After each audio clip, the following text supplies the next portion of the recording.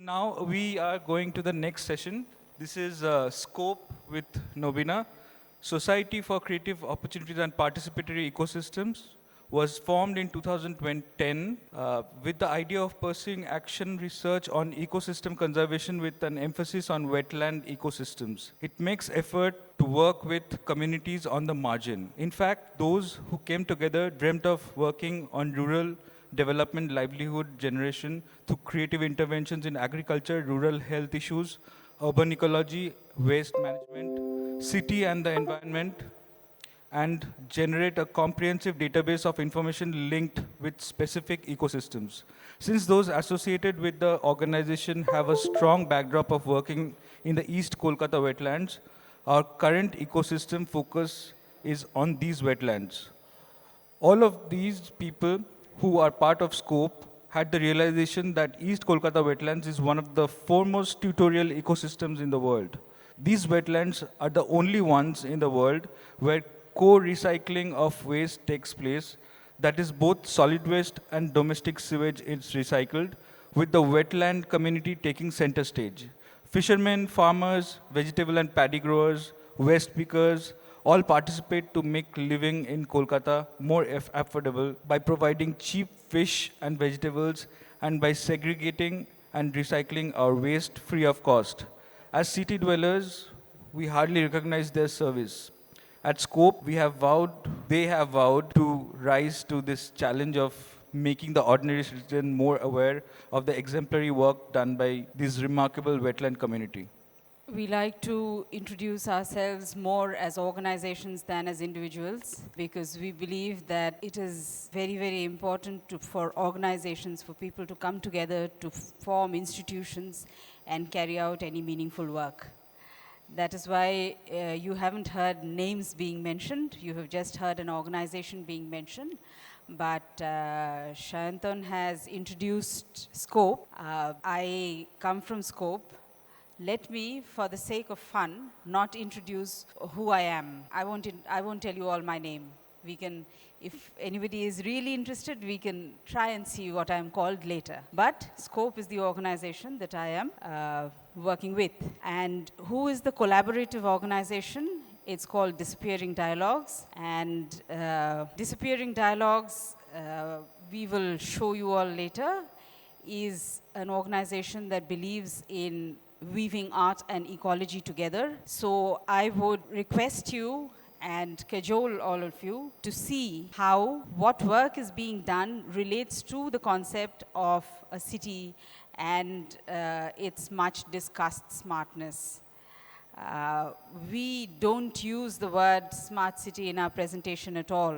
So whatever you have to understand will be on the basis of what you see in the slides. But one important statement that we wish to make through today's presentation is that if you want to do meaningful work, then collaboration is very, very important. Collaboration between like-minded institutions at the city level and a much more inquiring spirit to know and contribute very, very tenaciously how to make a natural heritage stay in good shape and how to sustain the practices there. Because the natural heritage and its relationship with our built environment, these two things have to be understood very clearly if one has to know about East Kolkata wetlands. And in fact, why Kolkata is a city which is in many ways a very, very sustainable city. It's possible to maintain it as a sustainable city, but we have to work very hard for it instead of getting drowned by just what is around us.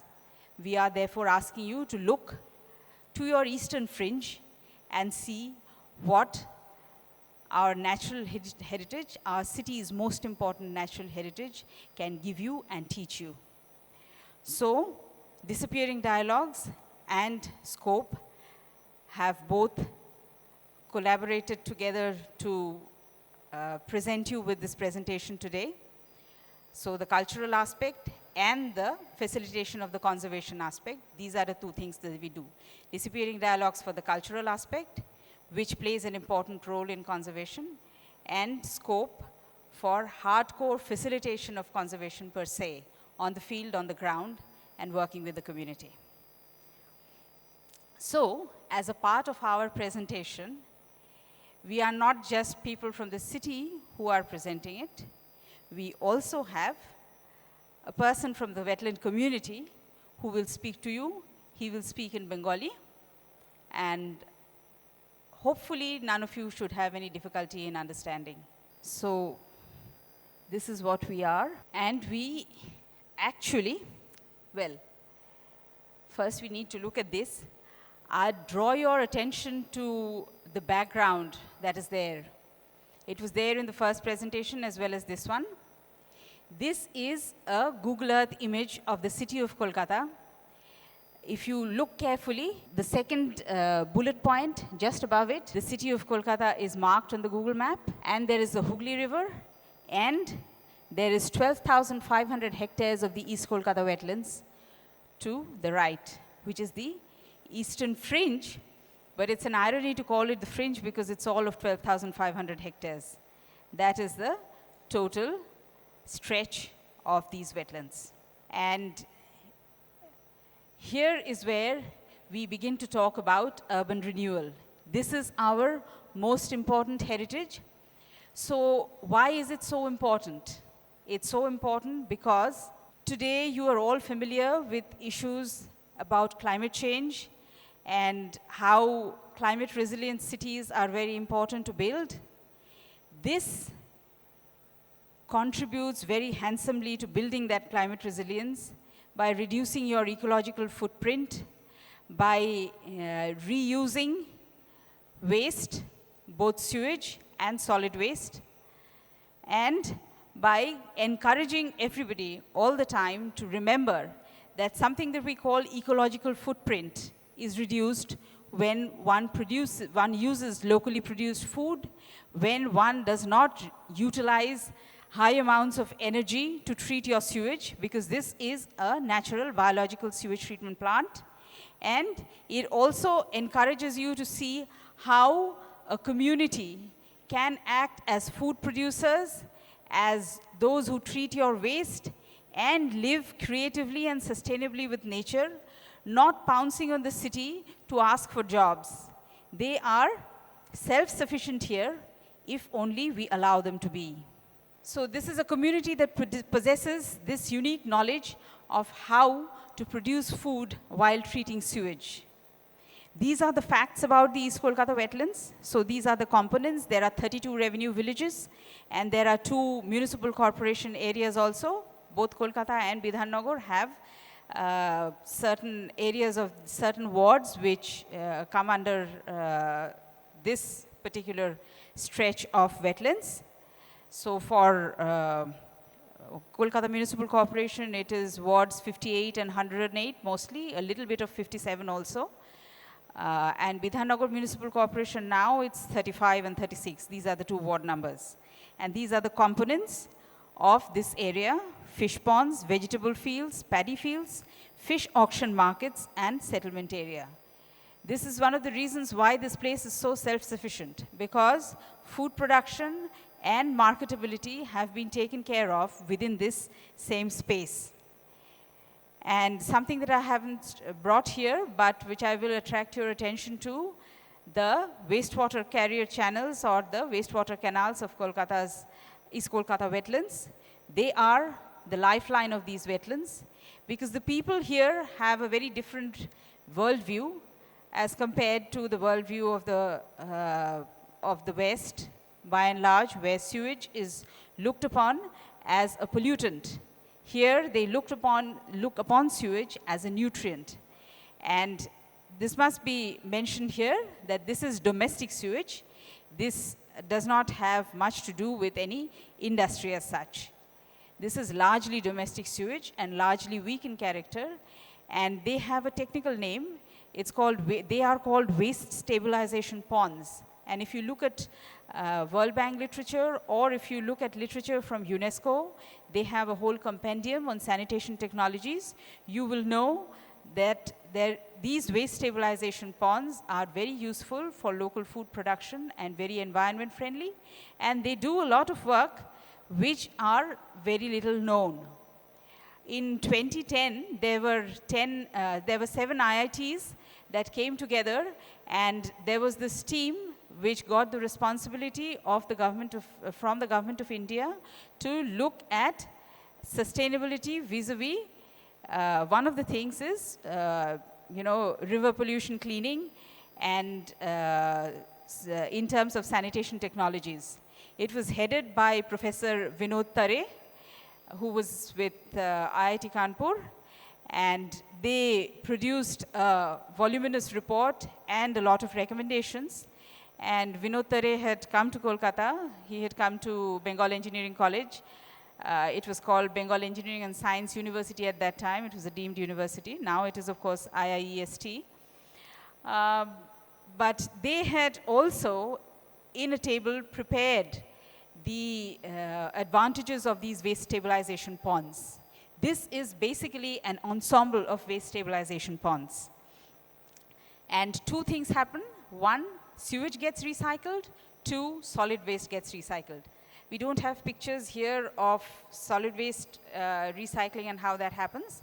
But when Nobina speaks about what Disappearing Dialogues does, then we will see how solid waste and its reuse is a core part of the work that we do in the wetland area. So if you want an idea of productivity, this is what it is. So you have fish being produced, you have vegetables being produced, you have paddy being produced, and they all use sewage, which is first used for growing fish, pisciculture.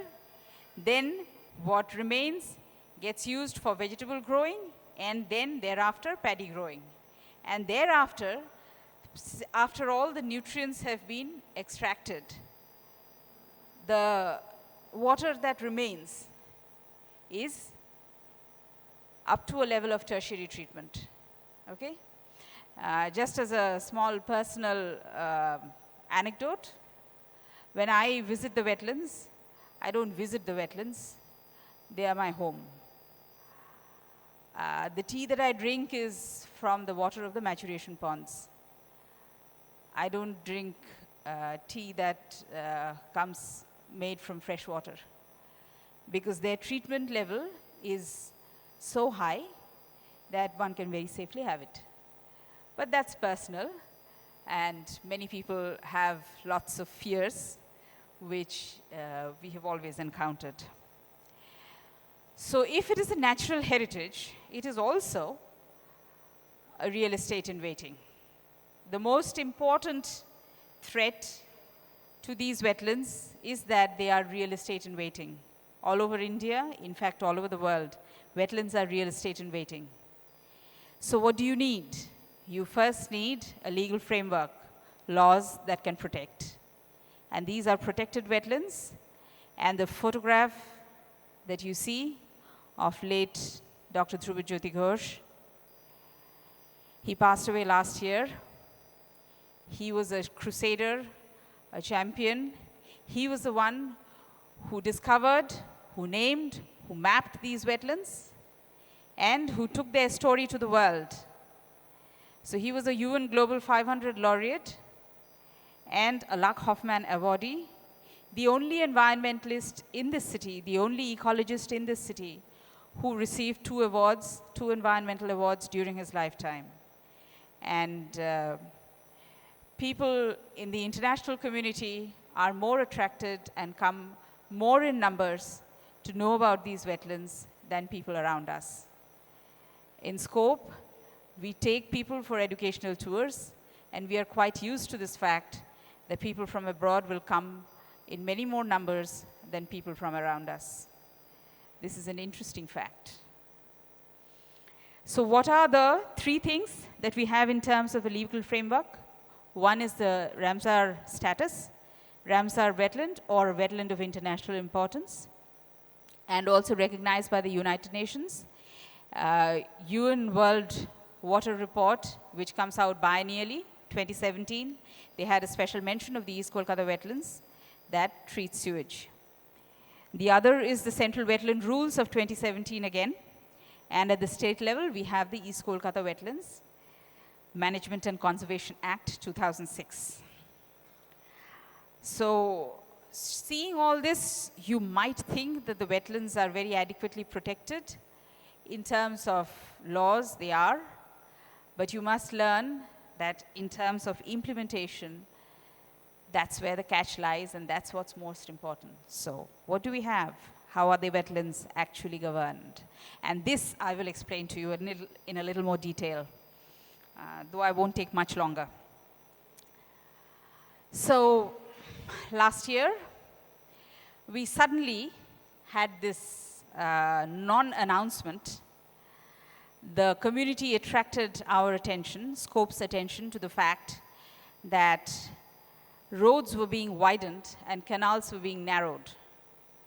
And these are wastewater canals which catered to at least 30 to 35 fish ponds. There were a total of 264 fully functional and about 12 partially functional wetlands back in 1997, when a baseline document was prepared for the East Kolkata wetlands, because that had not become a Ramsar site till then. It became a Ramsar site in 2002. So when that document was being prepared, 264 plus 12, 286 fish ponds were there. When we revisited through a survey and a familiarization, our previous speaker has very usefully talked about familiarization, which is very important when you work with any heritage. And this is a huge, vast expanse of natural heritage. So when we did a familiarization and perception survey, we saw that the number of wetlands had come down to 202. And the wetland community person who will speak to you was one of the surveyors. I had a team that I was supervising, and he was one of the very active and very useful surveyors. When you work, the point being that when you work to preserve a natural heritage, you work towards renewal. And to work towards renewal, if you do not include the community, then no smartness ever remains. Within a very short span of time, all that smartness disappears. A city can hardly be called smart. If you don't know how to value your heritage that is in terms of your water resources, the city will not survive. And you have read in the papers enough all along that cities today, as of today, all over India, are facing a crisis. So if we don't value our water resources, and this is a natural heritage and a water resource that is highly threatened, we have disaster waiting for us. Then what do? We begin to urbanize. How do we urbanize? This was a wetland road. See, school ahead, diversion. This school, which is called De Rosio Academy, was built without any permissions. And it actually is a private school. It's not a wetland school. Disappearing Dialogues works with wetland schools, government schools. This was a private school that was built by encroaching a wetland. I'm not showing that picture here. I have that also with me. Wetlands being encroached and various kinds of experimentations being done. So this looks more like a city in the making. That is what the intention is. This wetland is being cultivated. And so if you place a barrier, you are catering more to your urbanizing agenda and not allowing people to do their fishing peacefully. Because this is just the beginning. Many more things are waiting to happen. That is an area close to this. Shohor Porishkar Rakhun. That is a panchayat area. And I'm telling you very specifically that these things are done deliberately. They are not done without knowledge. These are the things that we need to stop if we have any intention of survival. And then what do we do? The last picture, that is the interface between where the wetlands begin and where the city kind of gives over to the wetlands. What do? We throw all our solid waste into these wastewater canals. And we continuously do this. Wastewater canals are the lifeline of these wetlands. They are not meant to be utilized like this. This is next to Urbana. Urbana is just on the wetland boundary. They have encroached the road space. They were not supposed to build a wall that they did. They encroached on public space. But this is what is happening. Everybody has intentions of urbanizing. And what they kill is the productivity. So, what are some of the things that can be done? What are the possibilities?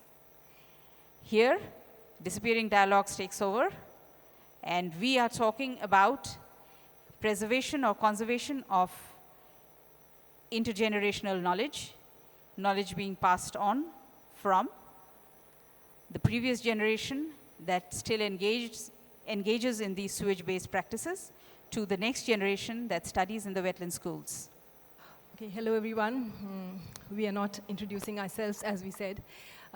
Basically, the idea is, what is Disappearing Dialogues? The word itself tells you Disappearing Dialogues is a platform which invites people from different areas. It works with communities, institutions, with places, regions, where anything which is, whether it's environment, whether it's heritage, whether it's culture, which is disappearing and needs to be restored and preserved for the future.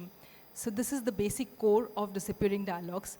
And it has been working since 5-6 years in the past. It started in Ladakh with the Changpas, and after having an interaction there, I realized that there's so much that a community really holds, that we as any individual really have to go and learn and just unlearn whatever we've learned till today. So as an art practitioner, this whole platform gradually took another level, and then it traveled to MP. It worked with the Kols and the Gonds in MP in Bundelkhand and Baghelkhand region. And it's still continuing their work there, even with the Pardhis, who are poachers. And in Calcutta, within East Kolkata Wetlands, the main idea is about environmental conservation and awareness. And what I realized is, when this whole project was conceptualized within this area, that the youth of this community, who are the first learners of the society, they're the first going generation into the schools, they are getting totally disconnected from their traditional knowledge and traditional practices. And from there, this whole journey started. And we thought how we could bridge in the community, give it the kind of credit, give it the sense of pride that it needs, give it the identity it really requires, and how could we bridge it through art and culture and save the environment in some or the other way, the way we can see ourselves, the way we are moving ahead. We are actually leading ourselves to our own extinction. And from there, we took the path of pedagogy, because pedagogy was something which we felt that art-based pedagogy interventions would be the most important thing in our journey. And how could we do that? How could we really create this and bring in change? So this was the, we started with who would be our collaborators. Would it be the community? Would it be the children? So we thought, why not make the schools our collaborators and have the youth working with us? So we are working with these 4 schools which you see, but Khyada and Bamanghatta High Schools are the 2 main collaborators within our project. And they've been actively participating in all the activities, and we are actually, it's a kind of a journey, a co-creation, a process that we are going through, where I think we are trying to figure out ways which they are coming, the ideas that they are evolving, and how we could bridge on with that and bridge the generations through all these art practices. So this is the upper picture where the two you see is from Mamanghatta, and lower ones are the Kyada school children. So the first thing that we did in our process is we thought that this whole story of East Kolkata Wetlands, the way the journey of the sewage water, how it travels from the city, how it goes to the log gates, and how it goes to the wetlands. I don't think many of the city dwellers also know about it. But it was interesting that we were observing that the children within the community themselves, because they're coming to schools, they're leading these school course books, they feel that, they really didn't need to know what their parents did. So many of the children, we asked them, what time do you get up in the morning? They said 10 o'clock. And their parents are fishermen who get up at 3 o'clock in the morning and go out for fishing. So we felt that this is going to, with time, what will happen, their parents feel that these children are going to schools, they'll get a wonderful future ahead, they really don't have to worry about anything. But with the basic school level education and, till now in government schools, you're passed till class 8, and from after 8, you're directly promoted till class 8. So the standard of education to be able to compete with the society has to be upgraded. And what will be the upgradation? The upgradation can only happen if we can bridge them to their own roots, to their own surroundings, to their own environment.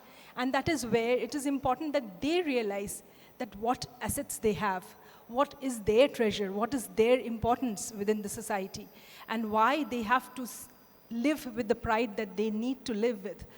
And that is how I thought that art could be a way, and invited Mamoni Chitrakar and Shonu Chitrakar from Pingla village.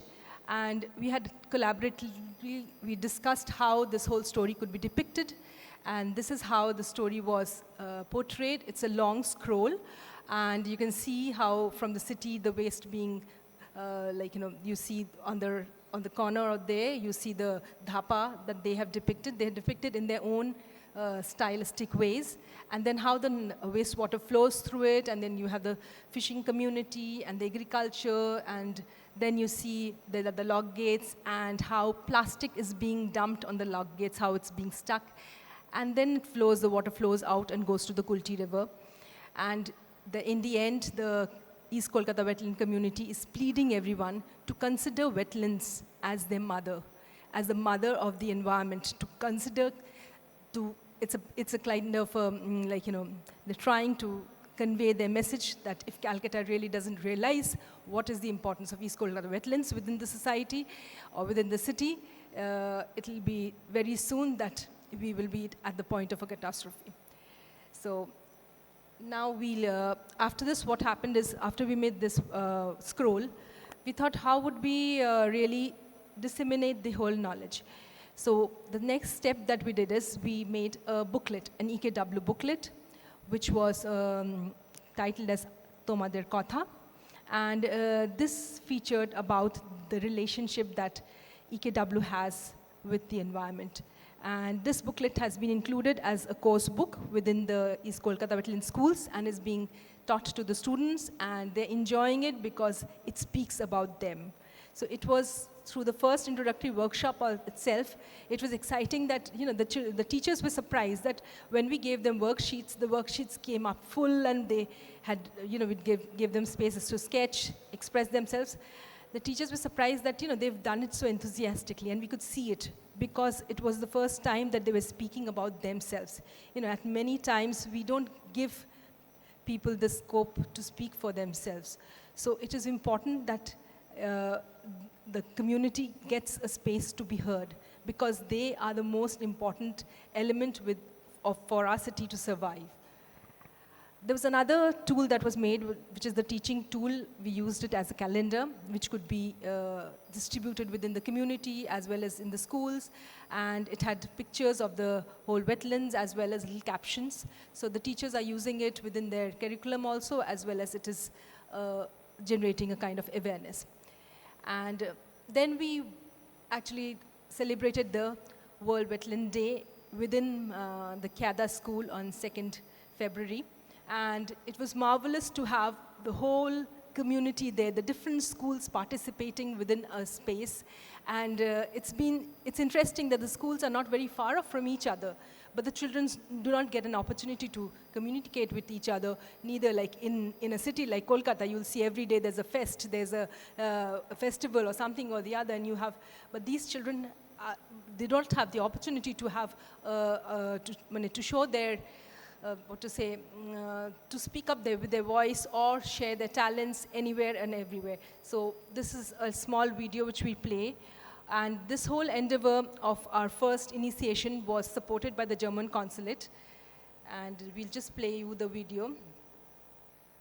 Okay, till they figure out how it's to be.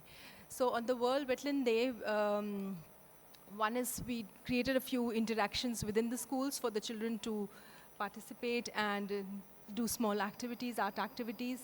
There was a performance which actually expressed this whole story of East Kolkata Wetlands, as well as we did a small exhibition, a very small exhibition about all the workshops that have been happening. Yeah.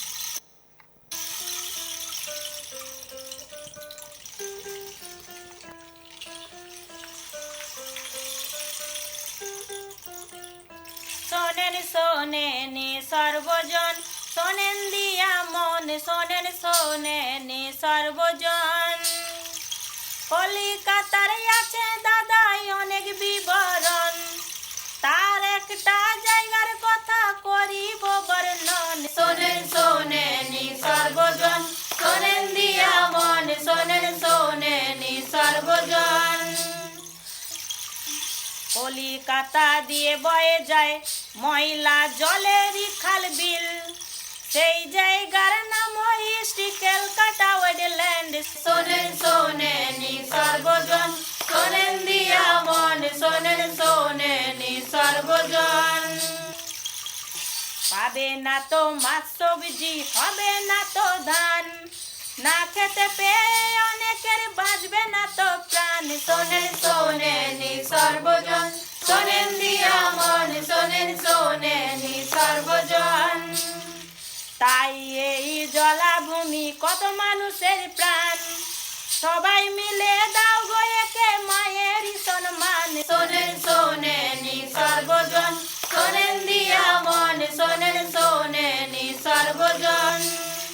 সবার কাছে আমরা এই অনুরোধ জানাই, এই জলাভূমিকে কেউ বন্ধ করবেন না গো ভাই। শোনেনি সর্বজন, শোনেন দিয়া মন, শোনেনি সর্বজন। শোনেন দিয়া মন, শোনেনি সর্বজন। শোনেন দিয়া মন, শোনেনি সর্বজন। নমস্কার, আমার নাম মামুনি চিত্রকর। I welcome all of you, distinguished guests, the school headmasters, the students, and my whole team.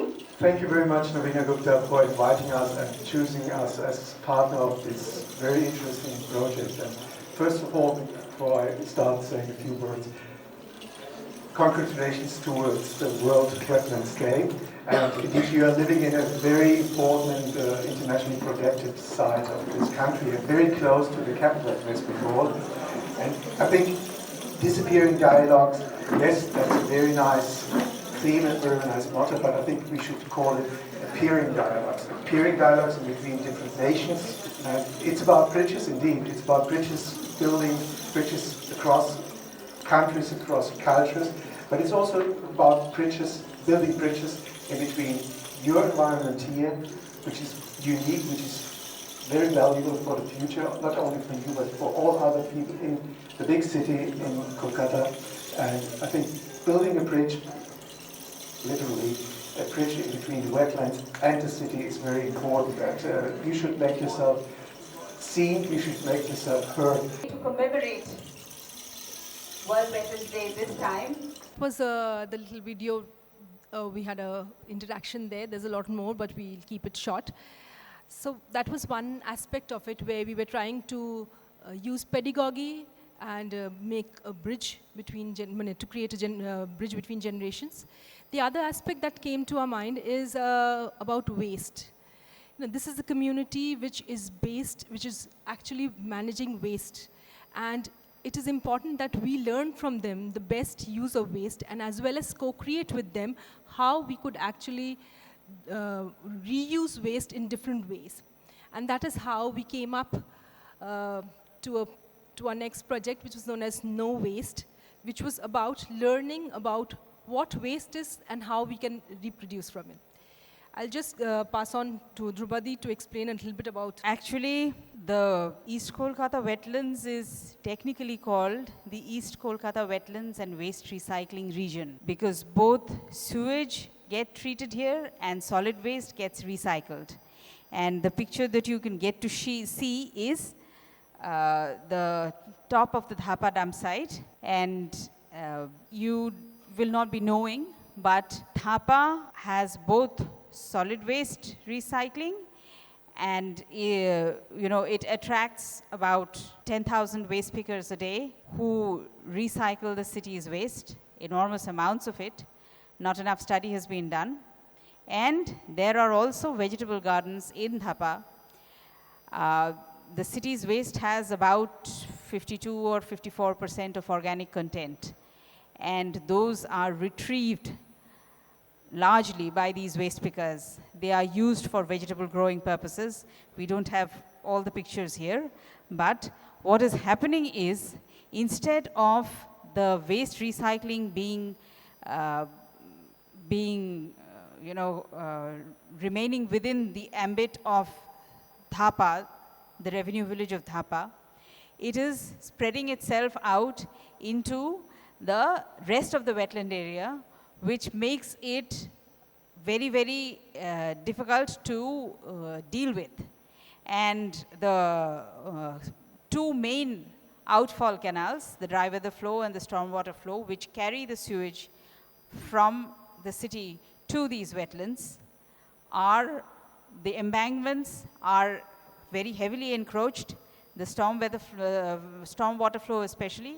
Now there are little bits of encroachment even on the dry weather flow, and there are other portions where these kinds of things are happening.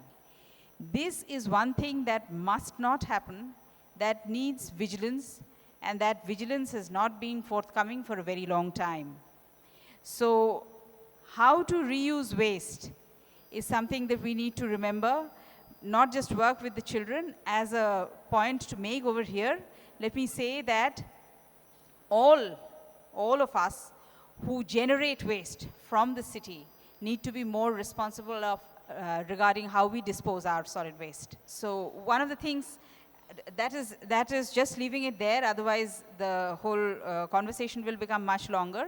But within the wetlands, these kind of things should not happen. There is more vigilance required on part of the authorities, on part of those who govern. These things should be taken care of. And what we have basically done to take care of this is to teach how to reuse waste. And what are the things that we did? So what we did is basically, again, thought of innovative ways of dealing with this particular issue. And basically, we started with a series of workshops. Some of them you saw in the video also. So this was with plastic bottles which are abundantly thrown in the wetlands because the KMC doesn't go there, so there's a lot of local waste which is also not being dealt. They do not know how to. So we were telling them that how we could actually reuse in different multiple ways. So the children have enjoyed these kind of processes, and they are also thinking of innovative ways of how they could use their local waste and reutilize it in different ways. So this was potted herbal garden that they made. And this process is continuing. They're even doing it in different ways because the soil there is so fertile.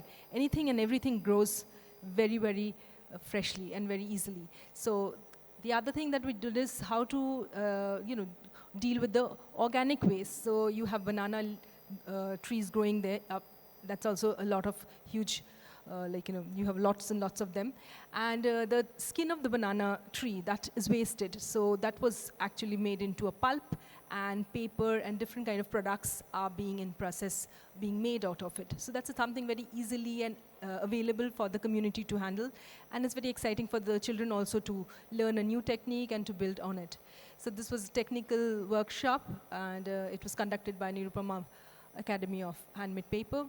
And Then we also taught them how to reutilize the old newspapers, make bags, envelopes, small little things which could be easily utilized, and there could be ways we could disseminate this within the city also. Everywhere and every day we go, we have these plastic bags from vegetables and markets. So we feel that the future of our cities should be, we should actually start learning these small skills, and or at least have our lifestyle change from plastics to paper.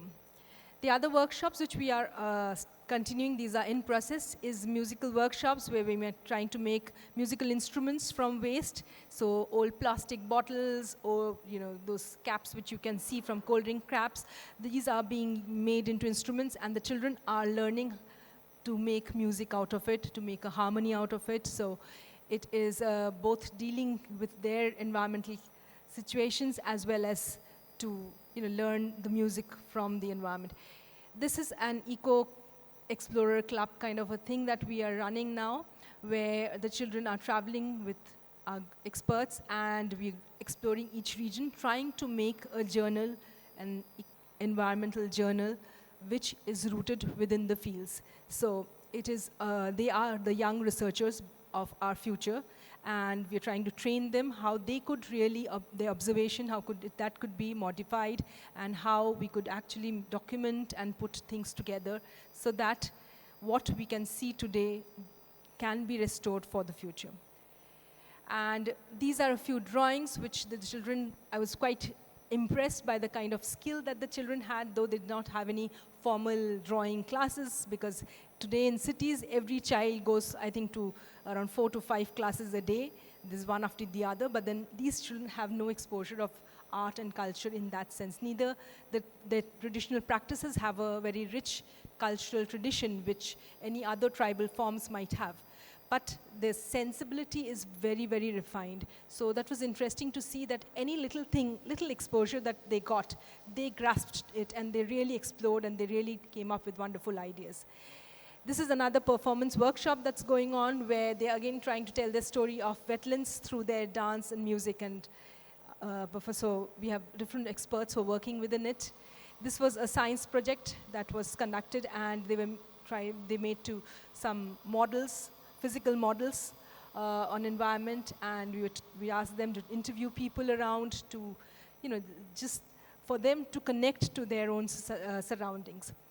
And we are now trying to bring in youth into our projects, trying to invite people from different colleges and places to join this initiative, because this is an initiative which needs more and more people to be active and to give in their level best from their point. So I think every individual has a role to play, however big or small, and everyone has a power to bring in change. And I think that is where I would like to end. And thank you so much for having us. We'll just pass on the So mic this is to- not the end of the presentation. Yeah, we'll just pass on to the mic to... Unfortunately, both of us took more time than we had to, but we kept the community spokesperson for the end, because we believe that we would like them to make the last impression on you. So.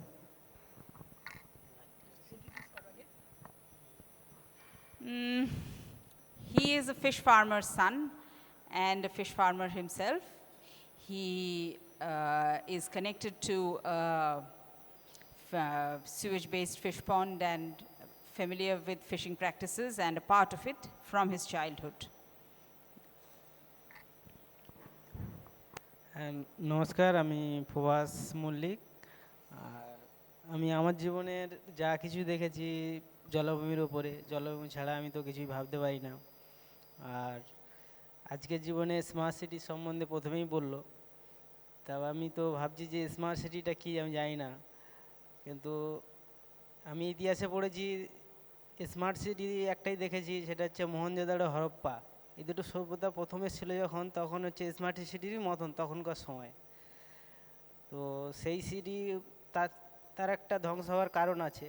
তো আজকের আমাদের এই Kolkata smart city যদি হতে যায়, এরও ধ্বংস হওয়ার কারণ আছে। কারণ জলাভূমি যদি না থাকে, বা আজকের এই জলাভূমি যদি ধ্বংসের দিকে এগোচ্ছে আস্তে আস্তে, এই জিনিসটা যদি আস্তে আস্তে আরও বেশি বেশি হয়ে যায় তা সেটা আটকানোর মতন ক্ষমতা কারোই থাকবে না। এই সমস্ত আমাদের জলভূমি মানুষের যে বেঁচে থাকার তাগিদা, জীবন জীবিকা, যা সমস্ত কিছু মানে এই কলকাতা শহরের উপরে নির্ভর করছে এদের ময়লা জলে। বেঁচে থাকে কলকাতার যে ওয়েস্টের জিনিস, যেমন ময়লা জল, যেমন প্লাস্টিক ফেলে দেয়, প্লাস্টিক অনেকে আছে জলভূমির মানুষ প্লাস্টিক গুঁড়িয়ে এরা ওইটাকে নিয়ে রিসাইকেলে পাঠায়, সেভাবে আবার রিসাইকেল হয়ে আবার ফের নতুন করে তৈরি হয়ে আসে। এইরকমভাবে আস্তে আস্তে দেখা যাচ্ছে প্লাস্টিক অনেক রকমভাবে ব্যবহার হয়ে যাচ্ছে, যা নষ্ট তো হয় না, কিন্তু প্লাস্টিকটা আর পরিবেশের তো ক্ষতি করছে। তাতে আবার আমাদের জলভূমির মেন হচ্ছে জল যে আসে সেই জলটা আটকে দিচ্ছে, ড্রেনের জল, তারপর হচ্ছে খালের জল। ভেড়ির মধ্যে থাকলে মাছেরও অসুবিধা হচ্ছে, মাছেরও বিভিন্ন রকম রোগ প্রতিরোধ ক্ষমতা কমে যাচ্ছে আস্তে আস্তে প্লাস্টিকের কারণে। আরও অনেক কিছু, যেমন ভালো ভালো কেমিক্যাল, ভালো ভালো কেমিক্যাল বলতে শ্যাম্পু, ভালো ভালো দামি দামি সাবান এসব মাখছে, তাতে ক্ষতি হচ্ছে একটু মাছের বিভিন্ন রকম অসুখ বিসুখ দেখা যাচ্ছে। সারা দিদি তো বলেছে যে সারা পৃথিবী বিখ্যাত এই আমাদের জলভূমি, এটাকে তো টিকিয়ে রাখা দরকার। সে কেমনভাবে টিকিয়ে রাখবে সেটা আপনাদের উপরে নির্ভর করবে। Put the last words before you. There was a competition last 2 years ago. We had a number of civil society organizations come together, and we took a tableau through the wetlands, and this was celebrating World Environment Day on the 5th of June. So there was this competition where these civil society organizations that we had come together, we said, okay, there should be slogans coined so that we can make posters and let people come up with various slogans.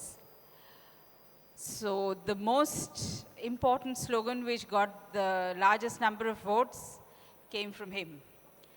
What did he say? He said, আমি জলাভূমি, আমাকে বাঁচিয়ে রাখো, আমাকে বাঁচিয়ে রাখলে তোমাদের চিরদিন বাঁচিয়ে রাখবো. So this was huge tableau being made, and this is the message of the wetlands. নমস্কার। This is the message of the community. Thank you.